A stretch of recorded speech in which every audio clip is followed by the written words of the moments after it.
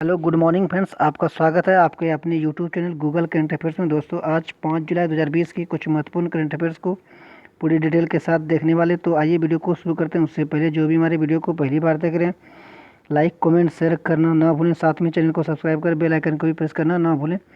तो आइए वीडियो को शुरू करते हैं। आज का पहला क्वेश्चन है, हाल ही में किस देश के प्रधानमंत्री एडवर्ड फिलिप्स ने प्रधानमंत्री पद से इस्तीफा दिया? इसका सही आंसर है ऑप्शन नंबर ए, फ्रांस। तो फ्रांस के प्रधानमंत्री एडवर्ड फिलिप्स ने आगामी दिनों में सरकार में फेरबदल की संभावनाओं के बीच अपने पद से इस्तीफा दे दिया है।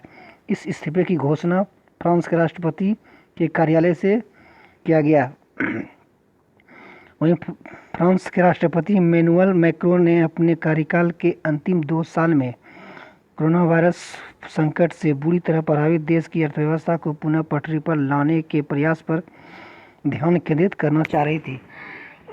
और यह फेरबदल ऐसे समय में किया गया है जब कुछ दिन पहले स्थानीय चुनावों में मैक्रोन की पार्टी को फ्रांस के बड़े शहर में हार का सामना करना पड़ा था। बात की गई फ्रांस की, तो फ्रांस की राजधानी है पेरिस और वहाँ की मुद्रा है यूरो। तो आइए देखते हैं नेक्स्ट क्वेश्चन। नेक्स्ट है,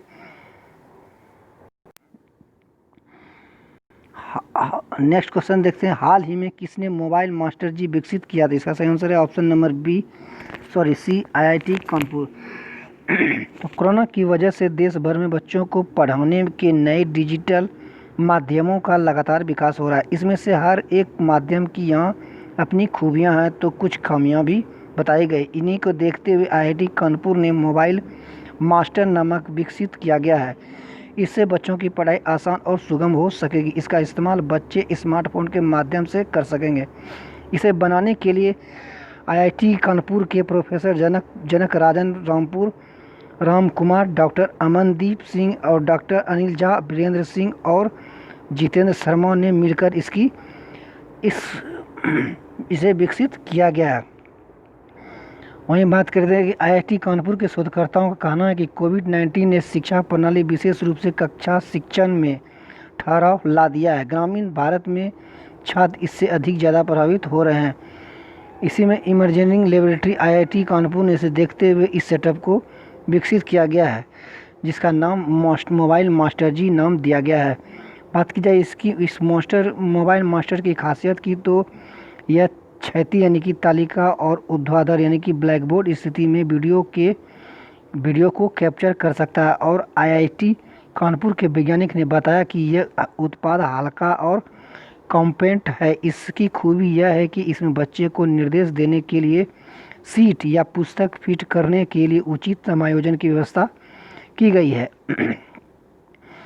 और यह गैजेट घर के वातावरण की बिल्कुल उपयुक्त है। यह मोबाइल मास्टर जी शिक्षकों को उनके विद्यार्थियों को जोड़ता है। इसका फ़ायदा लाइव लेक्चर के दौरान तब मिलता है जब वे बच्चों से सीधे जुड़ पाते हैं। इस बच्चों के हाव भाव को सीधे देखा भी और पढ़ा भी जा सकेगा। तो आइए देखते हैं। तो इसलिए इसका आंसर होगा option number C, IIT Kanpur. तो आइए देखते हैं नेक्स्ट क्वेश्चन। नेक्स्ट है, हाल ही में किसने APEC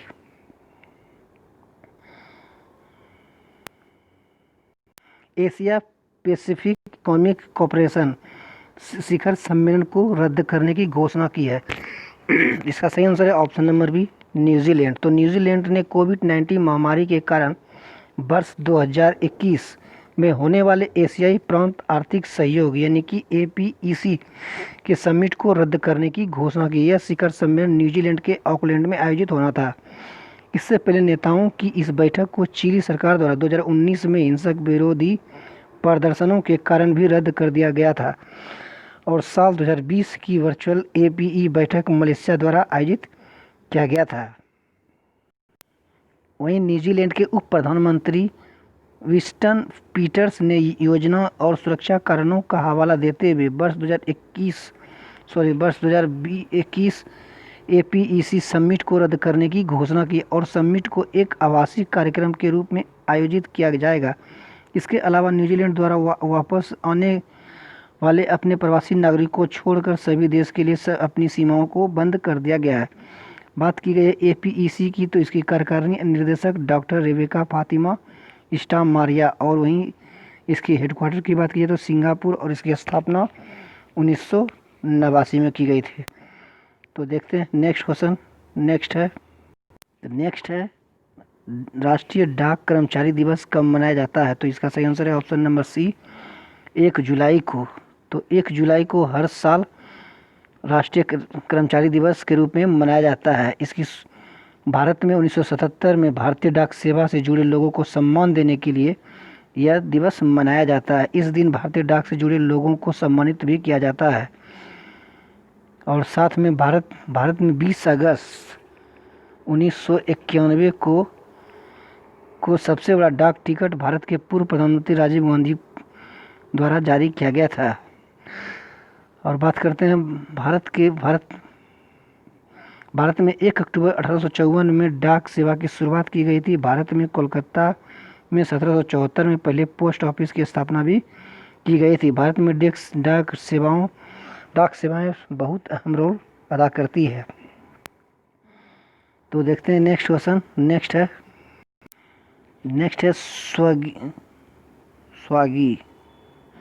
स्वागी ने किस बैंक के साथ मिलकर डिजिटल वॉलेट लॉन्च किया गया था? इसका सही आंसर है option number A, ICICI bank. तो स्विगी ने अपने क्लाउड प्लेटफॉर्म पर निर्मित ICICI बैंक की इंस्टा वॉलेट सर्विस का उपयोग किया है, जो कि फूड टेक ग्राहकों के लिए तुरंत डिजिटल वॉलेट बनाने की अनुमति देगा। यह सेवा उन ग्राहकों के लिए भी होगी जिनका खाता ICICI के साथ बैंक नहीं है।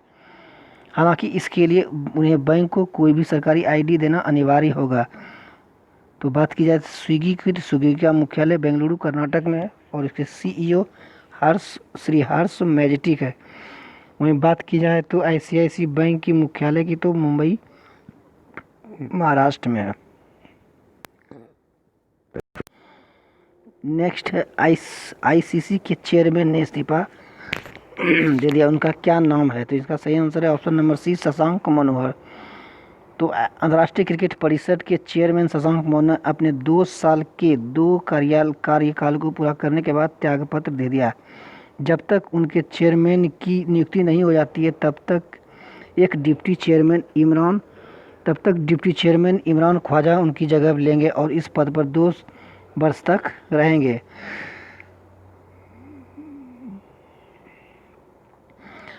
बात की जाए BCCI के पूर्व अध्यक्ष शशांक मनोहर ने तीसरी बार यह 2 साल का कार्यकाल विस्तार नहीं चाहते थे। शशांक मनोहर ने 2 साल के 2 कार्यकाल के बाद पद छोड़ दिया। ICC के नियमों के अनुसार मनोहर 2 और साल के लिए अपने पद पर रह सकते थे, क्योंकि अधिकतम 3 कार्यकाल स्वीकृति की गई है ऐसा नियम में दर्शाया गया है।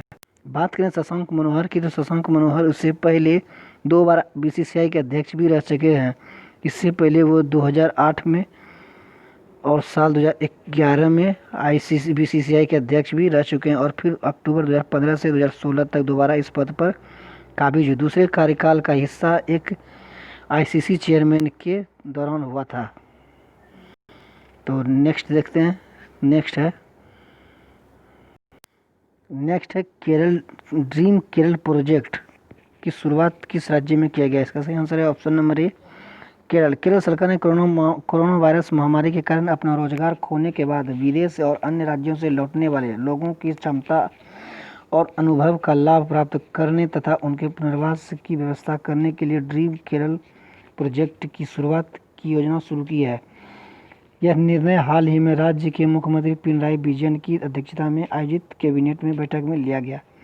इस परियोजना का समन्वय केरल सरकार के विभिन्न विभागों के माध्यम से किया जाएगा। साथ ही साथ राज्य के मुख्यमंत्री पिनराई विजयन ने आगामी 10 दिन के भीतर परियोजनाओं को सफल क्रियान्वयन का लक्ष्य निर्धारित किया है। विशेषज्ञों के अनुसार राज्य में विदेशों और अन्य देशों के अन्य हिस्सों से लौटने वाले लोगों में अधिकांश संख्या पेशेवर की है, जो कि विभिन्न क्षेत्रों में अपनी विशेषज्ञता दर्शाती है। तो केरल की बात की गई, केरल की राजधानी है तिरुवनंतपुरम और मुख्यमंत्री है पिनराई PM। नेक्स्ट देखते हैं। तो नेक्स्ट है भारत सरकार ने भारत सरकार ने अटॉर्नी जनरल के वेणुगोपाल राय का कार्यकाल कितने साल तक के लिए बढ़ा दिया गया? इसका आंसर है ऑप्शन नंबर सी, 1 साल के लिए। तो के वेणुगोपाल राव भारत के 15वें अटॉर्नी जनरल महान्यायवादी हैं। वेणुगोपाल को पद्म भूषण और पद्म विभूषण से भी सम्मानित किया जा चुका है। तो देखते हैं नेक्स्ट क्वेश्चन।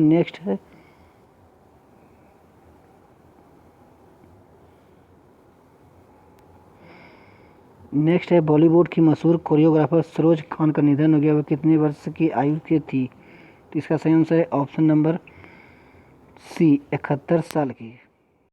बॉलीवुड की मशहूर कोरियोग्राफर सरोज खान का 72 साल की उम्र में, ऑप्शन नंबर सी होगा इसका, 72 साल की उम्र में निधन हो गया। वह गुरुवार की देर रात को दिल का दौरा पड़ने की वजह से उनकी मौत हो गई और उनको शुक्रवार की सुबह मलाड के कब्रिस्तान में सूरदेह खाक किया गया। सरोज खान को आखिरी विदाई देने के लिए उनके परिवार और कुछ रिश्तेदार ही मौजूद थे। बताया जा रहा है कि सांस लेने में शिकायत के कारण उन्हें अस्पताल में भर्ती कराया गया था और जिनके बाद उनका निधन हो गया। तो आइए देखते हैं नेक्स्ट क्वेश्चन। लास्ट क्वेश्चन है इस वीडियो की। तो आइए लास्ट क्वेश्चन है। तो इसका लास्ट क्वेश्चन है आईसीएमआर के अनुसार भारत की पहली स्वदेशी कोरोना वैक्सीन कब तक लॉन्च किया जाएगा? इसका सही आंसर है ऑप्शन नंबर बी होगा इसका, ऑप्शन नंबर बी, 15 अगस्त। तो 15 अगस्त को आईसीएमआर और ह्यूमन ट्रायल, भारत बायोटेक और Indian council for medical research द्वारा मिलकर इस वैक्सीन का निर्माण करने की डेट 15 अगस्त तक बताई जा रही है। अगर अभी सभी ट्रायल सही हुए तो इसके बाद उम्मीद बताई जा रही है कि 15 अगस्त तक कोवैक्सीन को लॉन्च किया जा सकता है। ट्रायल का काम पूरा होने के बाद कंपनी दवा को बाजार में उतारने की तैयारी कर सकता है। दरअसल भारत में तैयारी की जा रही है कि कोविड-19 की वैक्सीन कोविनाविक्स को 15 अगस्त तक लॉन्च किया जा सकता है। इस वैक्सीन को बना रही है भारत बायोटेक कोवैक्सीन को लॉन्च करने की तैयारी कर रहा है। खास बात यह है कि इस दौरान क्लिनिक ट्रायल को पूरा करने का निर्देश दिया गया है। तो बताया जा रहा है कि ये पहला स्वदेशी कोरोना वैक्सीन होगा जो 15 अगस्त तक लॉन्च करने की उम्मीद बताया जा रहा है। तो ये थे आज के टॉप 10 करंट अफेयर्स। कैसा लगा जरूर बताएं। तब तक के लिए धन्यवाद।